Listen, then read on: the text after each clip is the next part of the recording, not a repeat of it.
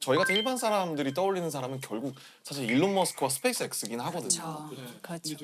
우주 산업에서 일론 머스크의 영향력이 실제로 이제 학자로서 체감하시기에 어느 정도인지. 네, 그러니까 이분이 뭐 회사의 대표이자 경영자이기도 하지만 자기가 실제로 엔지니어기도 하고요. 실제 개발에 참여를 많이 했어요. 원래 페이팔을 만들었었죠. 네네. 페이팔을 하면서 돈을 엄청 끌어 모아서 네. 그걸로 성공한 돈을 이제 우주에다가 뿌리고 있죠, 지금.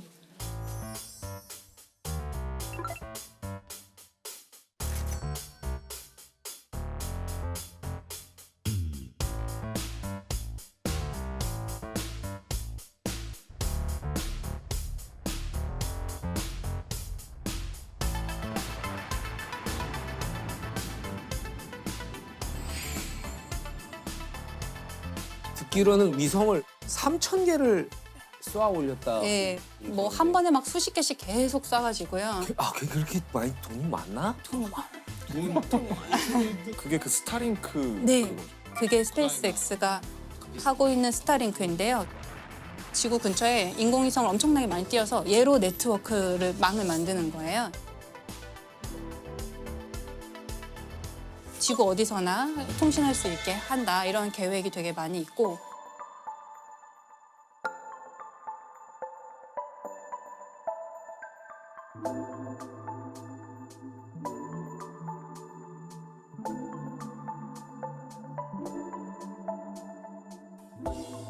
사실 정말 궁금했던 게 인공위성을 스페이스X에서만 쏘아 올린 게 3,000개가 된다고 하잖아요.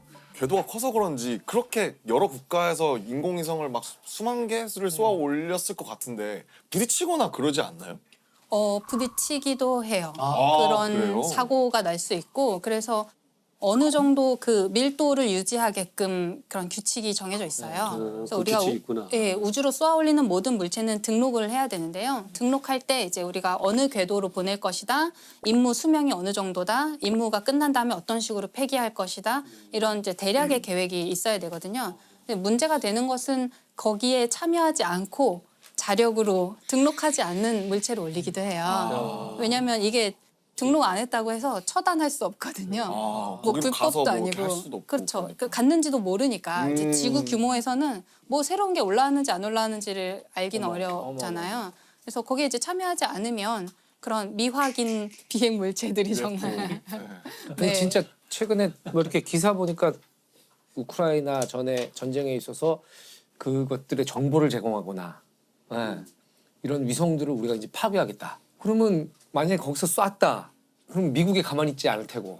이러면 진짜 우주 전쟁이 벌어지는 거 아니에요? 그래서 그 상대방 국가의 인공위성을 요격하는 기술을 이제 많이 개발하고 있는데 큰일 났다. 큰일 났어. 역시. 스타워즈라고 그러죠. 그러니까 옛날에. 스타워즈네. 그거를 처음에 실험을 해야 되는데 우리가 실험을 남의 나라 위성을 진짜 요격하는 실험을 할 수는 없잖아요. 그러면 그래서 전쟁 나니까. 자국의 오래된 위성, 폐기해야 되는 위성을 자기가 격추하는 그러다 실험을 해요. 잘못 격추하면 할 수도 있고. 자기네가 이제 실험적으로 격추를 했다. 폐기에 대해서 격추를 하면은 완전히 다 없어지는 게 아니잖아요. 사실은 그래요. 파편들 쓰는 끼. 맞아요. 그런 일이 실제로 일어날 수 있고 파편들이 굉장히 문제가 많이 되죠.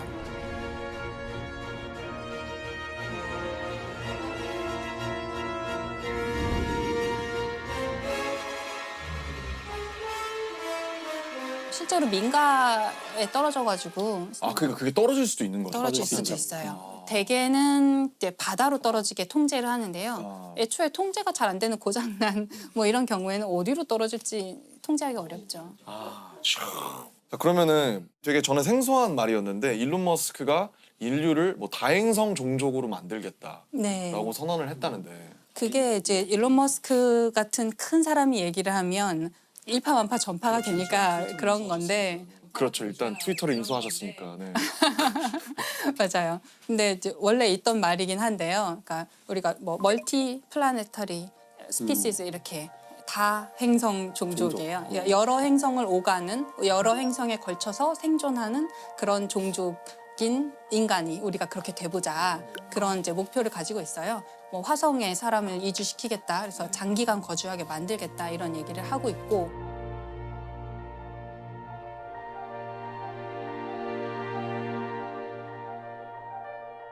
화성에 인류를 화성에 보내겠다는 계획을 제안하는 곳은 꽤 있었는데 그 중에 가장 잘하고 있고 가장 잘 살아남아 있고 진짜 할 것 같은 데가 스페이스X예요. 그렇구나. 일론 머스크가 50년 내에 화성에 정착촌을 세우겠다. 네. 그게 가능성이 50년 어느 정도 되는 거라고 보세요? 50년은 좀 도전적인 목표일 것 같긴 한데요. 예를 들어서 스페이스X가 제안하고 있는 개념 중에 우주에서 주유하는 게 있어요. 주유요? 네, 기름을 넣는 거예요. 기름 넣는 네. 거. 아. 왜냐하면 멀리 가려면 또 방향을 많이 바꾸려면 연료가 많이 필요한데 연료는 무겁잖아요. 그게 기름이에요? 우주선 연료도? 네, 등유를 쓰기도 하고 고체 연료를 요즘에 쓰기도 하고 아무튼 그런 이제 우주 공간에서 막 돌아다니려면 연료가 있어야 되는데 연료가 무겁잖아요. 네. 그 무거운 거를 우주로 쏘아 보내려면 또 연료가 많이 필요해요. 그렇군요. 그러면 또 연료를 많이 주면 또 무거워요. 이게 이제 로켓 방정식의 저주라고 사람들이 얘기하는 로켓 공식인데 방정식의 저주. 네, 지구를 탈출하기 위해서 드는 연료와 에너지 양을 계산하는 건데요. 네. 연료를 많이 싣고 가고 싶은데 그러면 연료가 또 필요하고 이거예요. 그래서 어디선가 타협점을 어디선가 찾아야 되는데 스페이스 X 같은 데서 제안하는 거는 일단 띄워요. 일단 해서 우주공간 띄워놓고 기름만 가지고 있는 연료만 가지고 있는 우주선을 또 띄워서 우주공간에서 도킹을 시켜서 급유를 하는 거예요. 그래서 주유를 해주고 얘는 다시 지구로 돌아오고 그럼 얘는 우주공간에서 이제 더 멀리 갈 수 있는 에너지를 다시 갖게 되잖아요. 미 공군이 사용하는 공중급유기를 우주에서 하겠다는 거죠. 네, 그걸 이제 좀 더 큰 규모로 하려고 하는 거죠. 그래야지 화성까지 가서 화성에서 착륙했다가 뭐 만약에 필요하면 화성에서 다시 돌아올 수도 있고 또 다르게 접근하는 데도 있는데요. 예, 아랍에미리트 연합이라는 이게 나라가 돈이 많아서 그런가요? 그렇죠. 그렇겠죠. 네. 일단 자본이 뭐 네, 거기는 이제 석유로 자본을 많이 가진 나라고 그런데 석유가 한계가 있잖아요. 그렇겠죠. 언젠가는 바닥 날 거란 말이에요. 그러면 석유를 가지고 경제를 부흥시킨 이 나라는 다음 단계를 이제 미리 대비를 해야 돼요. 네. 그것은 개인 과학자의 차원이 아니라 어쩌면 국가 차원의 미래를 위한 대비일 수도 있겠어요. 이 아랍에미리트가 화성에 2117년까지 도시를 만들겠다. 2117년. 네, 2117년까지 이제 그 계획을 2017년에 발표하면서 100년 100년 내에 안에. 하겠다라고 한 건데요.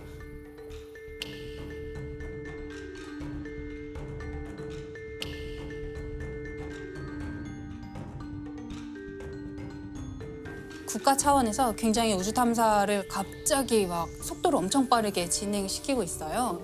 인공위성을 띄운 지도 사실 얼마 안 된 나라거든요. 그 인공위성 띄울 때 우리나라 기업에서 기술을 되게 많이 전수해줬거든요. 외부의 도움을 되게 많이 받았던 완전 우주 탐사에서는 신생 국가인데 갑자기 화성에 사람 보내겠다라고 하니까 사람들이 웃었을 수도 있잖아요. 근데 지금 벌써 화성에 탐사선 보냈고요. 아 보냈어요? 네, 진짜요? 몇 년 만에. 그러니까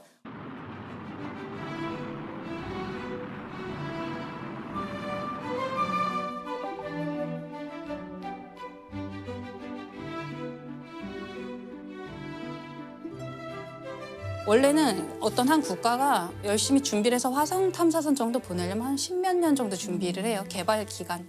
근데 이 나라는 몇 년 만에 보냈어요.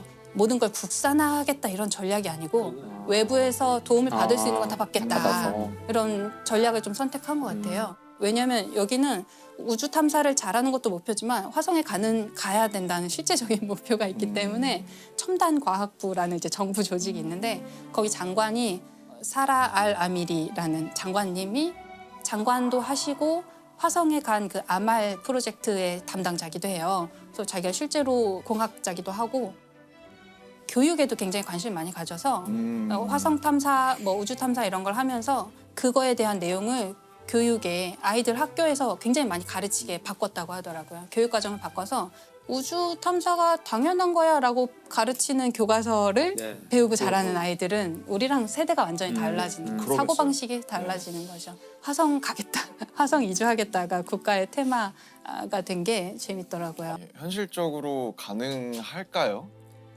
제 세대에서는 가는 거는 가능도 할 것 같아요. 네. 근데 가서 장기적으로 존재하느냐 그리고 또 가서 번식을 하고 다음 세대까지 살 수 있게 하느냐 그거는 조금 더 먼 미래가 아닐까 싶은데요. 되게 재밌는 게 그거를 우리나라 외교부에서 연구를 한 적이 있어요. 아 그래요? 네. 근데 왜 외교부죠, 근데?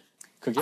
그 되게 중요한 지적이신데요. 오, 왜 외교부에서 이제 전문가에게 연구 용역을 준 거예요. 어떤 연구를 하냐면 예를 들어서 한 100년 정도 후 뭐 화성에 사람이 살 수 있고 오래 거주할 수 있는 환경이 된다고 치면 그때의 정치, 국제사회 관계, 지구와 화성 사회의 관계는 어떠할까?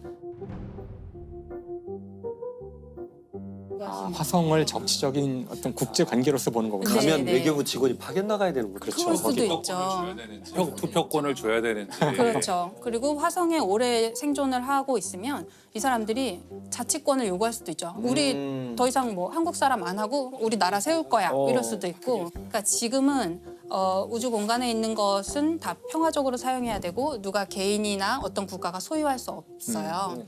그런데 최근에 바뀐 게 미국 정부에서는 달에서 흙을 얼마쯤 가져오면 그게 뭐 그람당 얼마 이런 식으로 해서 팔 수 있게 해주겠다. 국가가 이건 사주겠다. 민간 기업한테 약간 장려하는 느낌인데요. 그렇죠. 그래서 달 좀 가서 파와라 네, 이런 네. 느낌인데. 그러면 다 미국 정부의 입맛에 맞게 탐사를 하려고 그렇죠. 하겠죠. 그리고 나중에 미래에는 뭐 정말 우리가 정착촌이 형성된다면 그 뭐 땅은 모두의 땅이지만 그 기지는 우리 거야라든지 기지 안에 있는 뭐 바닥에 깔아놓은 매트 우리 거니까 밟지 마라든지 다른 형태의 소유권을 주장할 수도 지금 있죠. 남극이 그렇지 않나요? 남극도 네, 남극도 소유 못하죠. 근데 소유는 못해요. 기지는 자기 거인 거죠.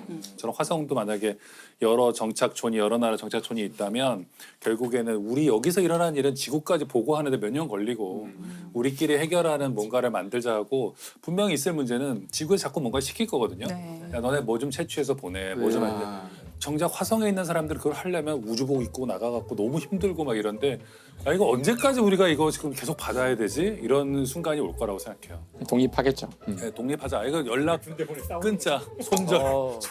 야. 그죠. 이걸 누가 했냐면 그런 게 이제 국제 정치나 이런 거를 연구해 본 경험이 있는 사람들이 네. 잘할 수 있는 거죠.